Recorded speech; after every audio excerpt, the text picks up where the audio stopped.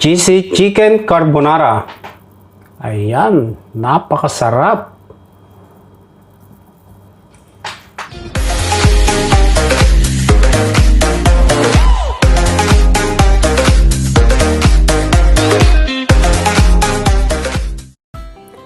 Hello guys! Welcome sa another episode ng R&B Lutong Pinoy.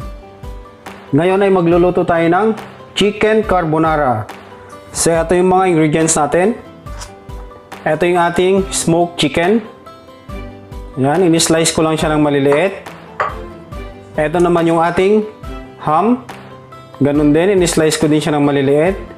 Then meron din tayo ditong sliced mushroom. Mushroom soup. Mozzarella cheese. Thick cream. Butter, onion and garlic, salt and pepper,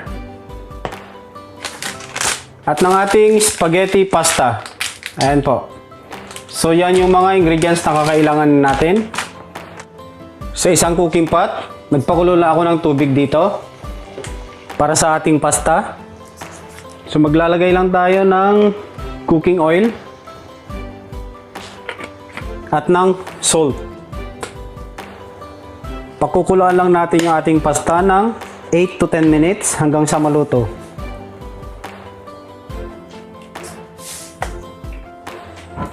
So since kumukulo na, pwede na natin i-add kaagad yung ating pasta.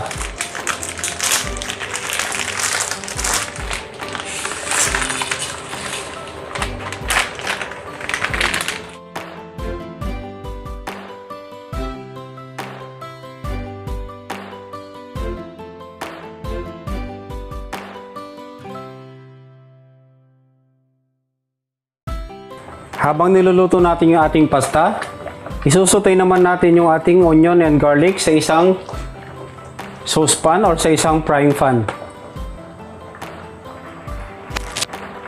Sa isang saucepan, mag-add lang tayo ng butter at ng konting oil para hindi masunog kaagad yung ating butter.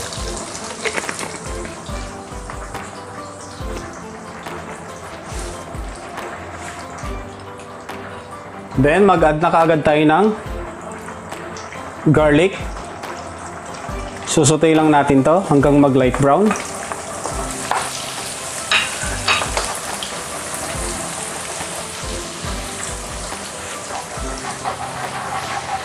At this point, pwede na natin i-add yung ating onion. Ayan. So, palalambutin lang natin ng konting onion. Then after that, pwede na natin isunod yung ating chicken.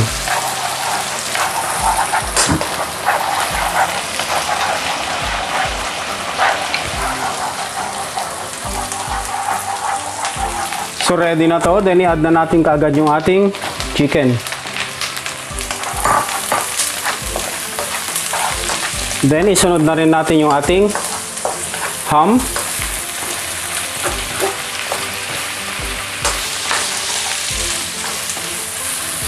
So, lulutuin lang natin to guys.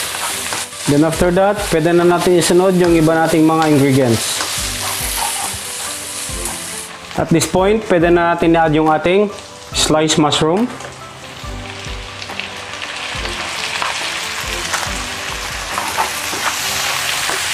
Lutuin lang natin to ng 1 to 2 minutes. Then after that, pwede na natin isunod yung ating mushroom soup.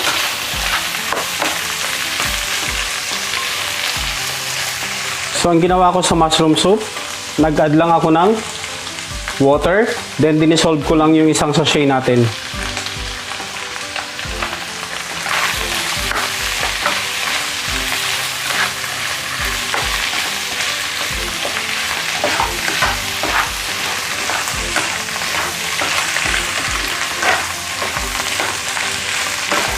Pwede na natin i-add yung ating mushroom soup.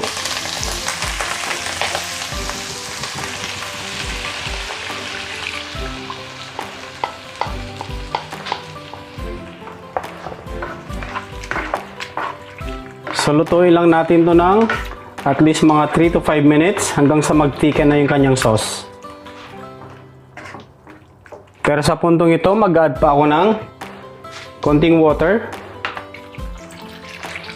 Kasi maglalagay pa tayo ng thick cream para mas malasa talaga ang ating carbonara sauce.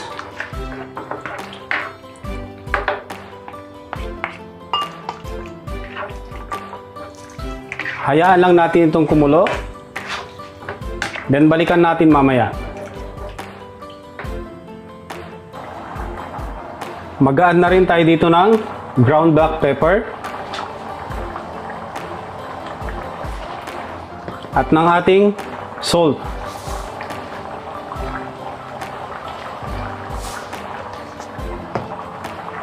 Then i-add na rin natin yung ating thick cream.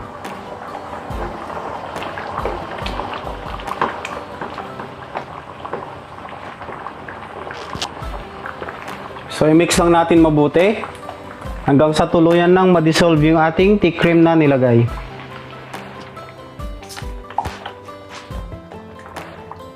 Then lulutuin pa natin to hanggang sa tuluyan nang lumapot yung ating carbonara sauce.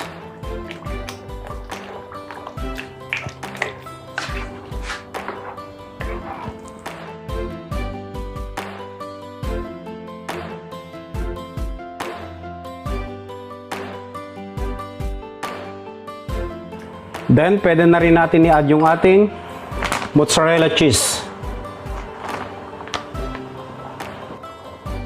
Yung mozzarella cheese na ilalagay natin is depende dun sa dami ng gusto ninyo.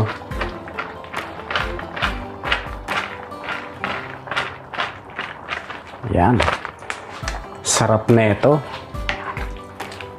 Yum, yum, yum.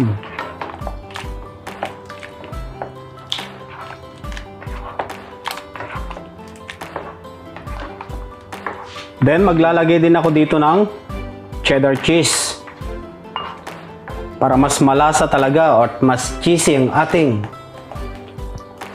chicken carbonara. Dapat konti lang ilagay natin sa ating cheddar cheese para hindi siya masyadong maalat yung ating chicken cheesy carbonara. Sarap na ito.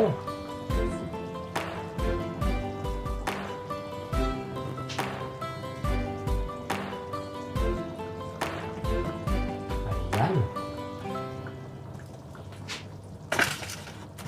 Then, ilagay na natin lahat yung ating mozzarella cheese.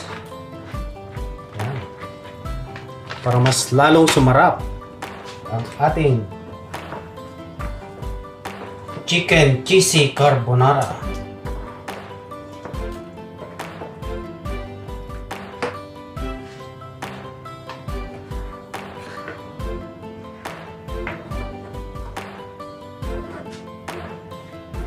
Luto na po ang ating carbonara sauce.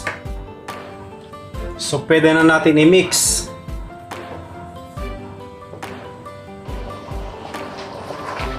Doon sa ating spaghetti pasta.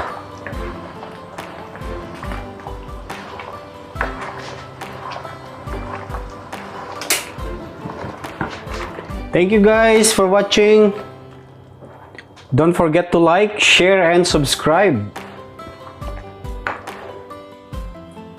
I-mix lang natin mabuti para ma-distribute yung ating sauce doon sa ating pasta. Ayan. So ngayon naman maglalagay ulit tayo ng cheese doon sa kanyang toppings. Cheddar cheese.